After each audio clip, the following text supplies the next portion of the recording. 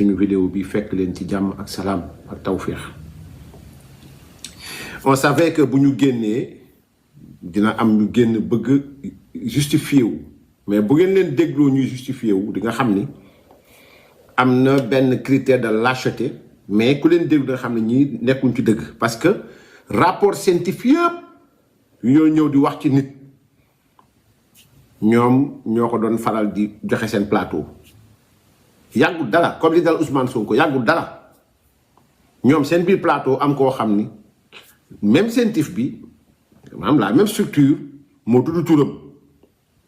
ñëw ne moom nee na condamné wuñ ko donc voilà kenn condamné wul kenn donc voilà donc est-ce que dañoo condamné Lat Diop dañoo condamné Tahirou Sarr dañoo condamné Farba Ngom est-ce que ñu ne dañu leen condamné Khadim Ba Locafrique dañ ko condamné et cetera li tax ba ñuy def enquête bi en juin ñu déy Mouhamed Dieng ne ko génnal dëkk bi mu génn dëkk bi fi mu ne xam nañ ko mais du man maay wax fu mu nekk très sincèrement mais fi mu nekk man xam naa ban dëkk la nekk loolu du problème c'est pas mon problème aussi c'est le problème de la CENTIF ak parquet financier mais Ousmane Diagne ak parquet financier ils sont en train de piétiner li nga xamante ni moom mooy règle yoo xam ñoo ko saxalal seen bopp Mouhamed Dieng mooy kan ba rapport bu mel nii un rapport tellement accablant mu am journaliste yu ko war a mën a disculper ci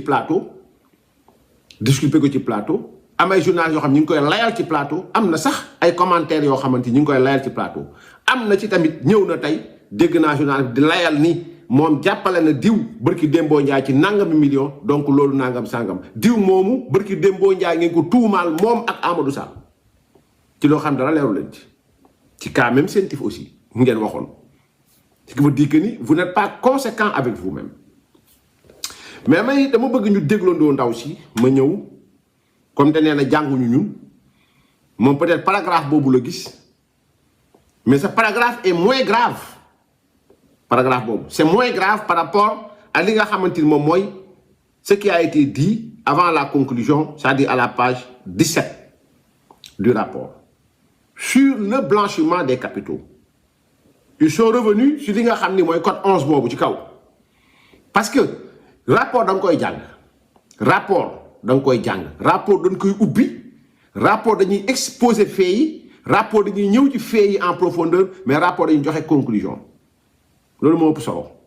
ak lan la ñu jublu ci rapport bi loolu moo ëpp solo mais dañuy déglu ndaw si ba pare après incha allahu taala ñu ñëw leeral du soobee yàlla donc dañuy déglu ndaw si ba pare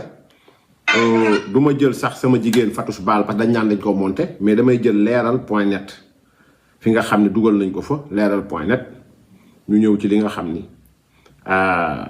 voilà leeral.net ñu déglu ko voilà ñu déglu ko. Ces éléments sont étayés par la réponse de la direction des transports terrestres, code numéro 6. Des flux analysés ont été également permis de relever que des sommes issues de la fondation Mohamed Rassoul, code numéro 3, avant d'être utilisées pour financer des actions de distribution. Ces distributions, selon les vidéos encore disponibles sur les hébergements des vidéos YouTube et documentées code 11, ont consisté la remise des enveloppes de 100 000 francs à d'anciens détenus politiques du quartier Pikine Guinaw Rail dañoo fàtte jamono Pikine Guinaw Rail pour leur information am na yeneen yoo xam ne def na ko sax te médiatiser wuñ ko. ok am na yeneen yu ñëw Bignona pour leurs informations. ok ñu daal di ne au cours d'opérations relayées publiquement par la nommée Ngoné Saliou code 11. loolu dañ leen gis nañu vidéo boo xam ne dama si doon joxe xaalis. mooy loolu dañ laa condamné ne dangaa blanchir xaalis. Depuis kañ ci Sénégal la def ay action sociale nekk blanchiment d'argent wala nekk. voilà donc moom ne dafa jàng école de ne ndax dañ la condamné non loolu kenn condamné gul kenn dañ nekk dans le cadre d'un rapport de la lecture d'un rapport condamné gu ñu Tahirou Sarr condamné gu ñu Farba Ngom feebar na bay bëgg a dee ñu ngi ko fa bàyyi te même scientifique bi la condamné wuñ ko dara depuis quand on dit que nu mu tudd sax joxe xaalis non scientifique waxul loolu ou bien tu as mal compris ou bien. Ça se comprend bu fekkee mënoo lire mënoo comprendre li ñu wax ci biir texte bi mais danaa la expliquer damay bàyyi paragraphe boobu nga wax muy page 12 bi paragraphe boobu nga wax dama koy bàyyi ma ñëw ci page 17 du rapport. Quatrièmement 2.4 sur le blanchiment des capitaux sur le blanchiment de capitaux paragraphe la boo xam dañ ko jagleel uniquement le blanchiment de capitaux boo xoolee page bi nga doon lire bëgg caa yem page 12 la foofu tuddaguñu woon blanchiment de capitaux déedéet dañ jox ne enquête patrimoniale et d'environnement loolu enquête la woon dañ ne enquête bi may na leen ñu gis ni am na ku ñu tuddee Ngoné Saliou Diop xaalis boobu ñoom ñu njott jaar na ci loxo Ngoné Saliou ba mu koy distribuer loolu mooy page 12 bi nga doon lire page 17 du rapport maintenant il dit sur le blanchiment de capitaux il dit les faits ainsi établis apparaissent susceptibles de recevoir la qualification d'infraction de blanchiment de capitaux au sens des articles 3 et 9 de la loi numéro 2024-08 du 14 février 2024 relative à la lutte contre le blanchiment de capitaux, le financement du terrorisme et de la prolifération des armes de destruction massive. Au terme de l'article 9 de cette loi, constitue un acte de blanchiment toute opération visant à dissimuler ou déguiser la nature, l'origine, l'emplacement, la disposition, le mouvement ou la propriété de biens, ou à aider toute personne impliquée dans la commission de l'infraction génératrice des dits biens à échapper aux conséquences juridiques de ces actes. Le même article précise expressément qu'il n'est pas requis que l'auteur du blanchiment ait participé à l'infraction sous-jacente, ni même que celle-ci ait été préalablement constatée ou sanctionnée par une décision judiciaire. En l'espèce, ces dispositions trouvent à s'appliquer dès lors que l'enquête met en lumière un agencement complexe et méthodique des flux financiers, traduisant plusieurs mécanismes caractéristiques du blanchiment de capitaux, à savoir 2 points à la ligne, un tiré, dama koy waxee noonu pour nga mën a dégg. Une structuration éclatée des mouvements financiers, opérée au moyen d'une pluralité de sociétés commerciales, de structures civiles et de fondations placées sous le contrôle ou l'influence prépondérante de M. Mohamed Dieng, sans relation économique documentée, ni justification contractuelle, ce qui a permis de diluer l'origine des fonds.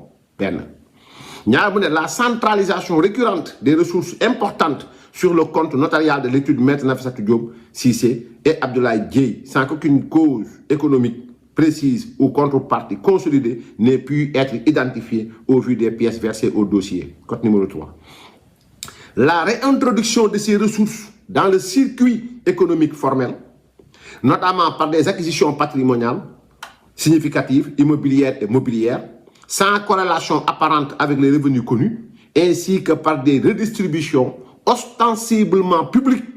sous couvert de fondations, procédant à des dons en espèces médiatisés selon un schéma doctrinal qualifié de